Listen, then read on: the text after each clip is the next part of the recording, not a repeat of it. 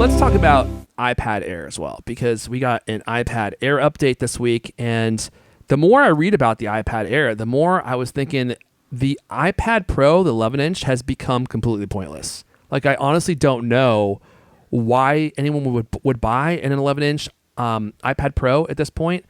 And so let's talk about this. So we got the new iPad Air, and they put the new M1 chip in it, right? And that, of course, makes it as fast as the iPad Pro. So now the performance, in many regards, is pretty much exactly the same.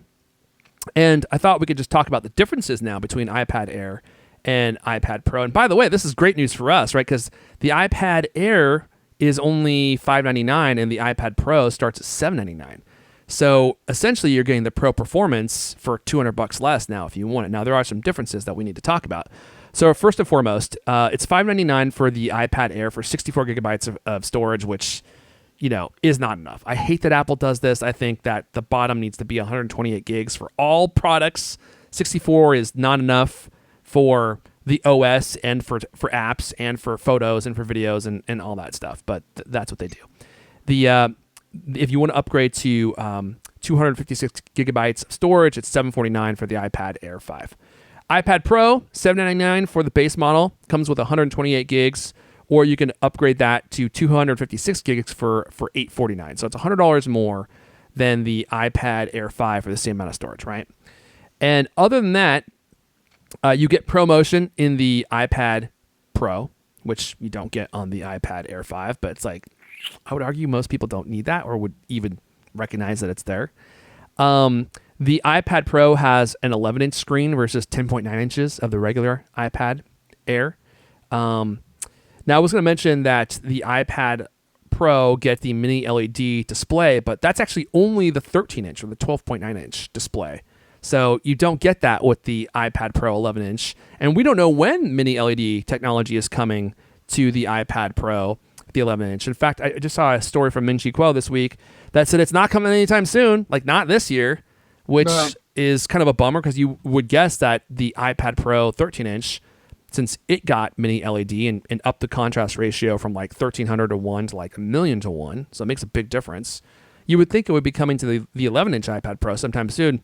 Not according to Min-Chi Kuo. So, and that, I'm going to guess, is due to supply chain problems as well, because that seems like a very weird thing to do, not to have the same quality screen in both iPads. You get 600 nits of brightness in the iPad Pro versus 500 nits for the iPad Air. Not a huge difference. Face ID on the iPad Pro versus Touch ID on the iPad Air. Yeah, there you go.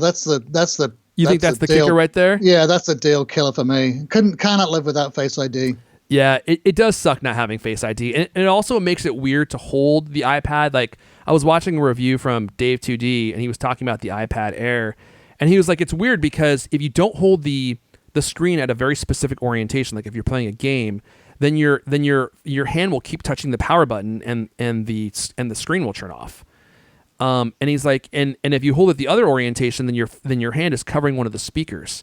So it's like not the best arrangement of buttons. So if you're big into gaming, that might be a reason to choose the iPad Pro. If you want to get a 5G connection, then you want to go with the iPad Pro because it's the faster 5G, whereas the iPad Air only has the sub 6 millimeter 5G. And then you get a better camera on the iPad Pro. But other than that, they're both compatible with the Magic Folio. They're both compatible with Apple Pencil 2. So for me, it seems kind of like a no-brainer. Like, unless you absolutely have to have Face ID, which I love Face ID, but you could live without it. $200. $200 limit. And then the ProMotion display, which if you're an artist, that might be extremely important to you. But if you're not going to be drawing a lot on your Apple Pen or on your iPad, on your iPad Air 5, then maybe that's not as important. What do you think about that? Well, I was looking at the prices here. I mean, like, the iPad Air, by the time if you bump it up to 256 gigs, you're spending $750. Yeah. But you get an iPad Pro with 256 gigs for $100 more, for $849. Yep. And that was, and I think, for the Face ID and for the better screen, for the ProMotion, which I think is absolutely fantastic, I would spend the extra $100. So it's worth it to you. I would definitely go with the Pro, yeah.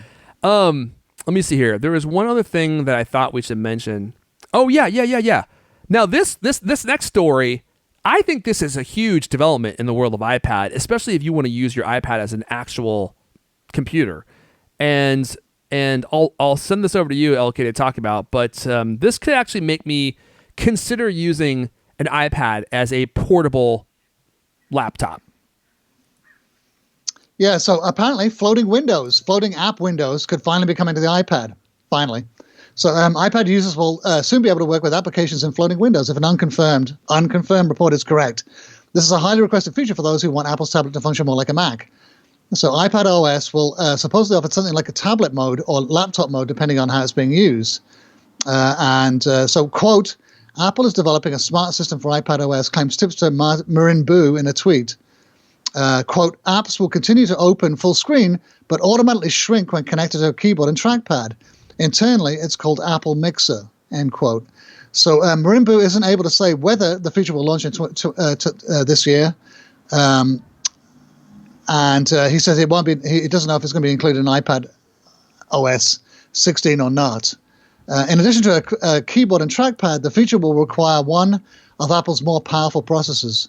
And he says it could be an M1 iPad exclusive. Oh, great! But most Apple tablets meet that qualification. Mm-hmm. So that now that the iPad Air has got the same M1 processor. So I didn't actually see this. So this is going to be if you plug in a keyboard and mouse, the windows will start to shrink.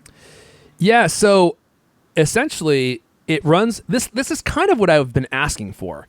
This isn't exactly what I've been asking for, but this is kind of a unique hack to make it seem as though you're getting to make it seem like you're getting a computer inside of an iPad. Because like what I actually wanted was for some version of Mac OS to run on the iPad, so you can actually use it like as a real computer and not have all of these strange iPad OS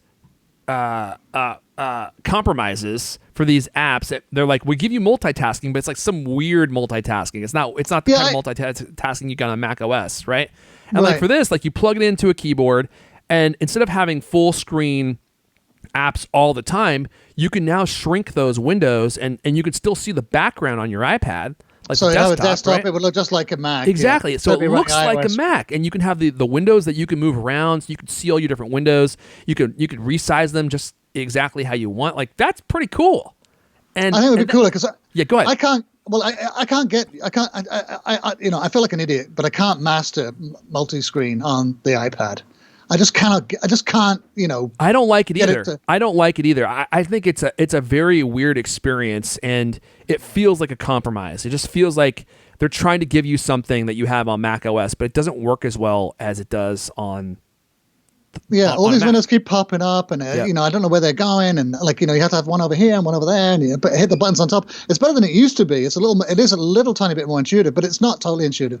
Every now and again, I'll put two apps next to each other so you drag something across, but it's definitely not like you can sit down and oh my god, suddenly you're doing this. It's too hidden, and I don't know anyone who uses it. I don't either. I know there are people who keep trying to tell me that it's possible and that you can make it all work and you can use an iPad as your main machine, and I think that's true for certain people, but the point is you really have to try. It's not just something that you can sit down and do. You have to decide that you're going to do it and then figure out how you're going to actually make all these apps work. I don't know why they won't just put Mac OS on the iPad. I really don't know why. It seems like it would be exactly what you would want. Like you could have the iPad run in an iPad OS mode when you're not using it as a computer, but then as soon as you plug in a keyboard or mouse, it's like poof, all of a sudden it just turns into Mac OS. This is going to make it feel like Mac OS. I think this is a huge move in the right direction because now you'll have resizable windows. You can place them wherever you want. You can see your desktop behind you, which is something that I don't know why, but it's something that when I can't see what's going on, when I can't see everything there like I can on my Mac, it's like claustrophobic. Like I don't like that the apps are always covering the entire screen, and I can't see what's going on behind them or the other windows that I want to have open. So I think this would be a really cool feature. I don't know if this would make the iPad something that would be. I don't know if I would want to use the iPad as like a notebook replacement, but this would make me consider it. I would at least consider it.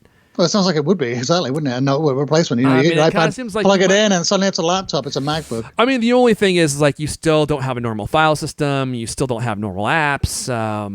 You don't have normal Mac apps. So there are going to be some compromises. I don't know why they don't just put Mac OS. Like, why are they resisting?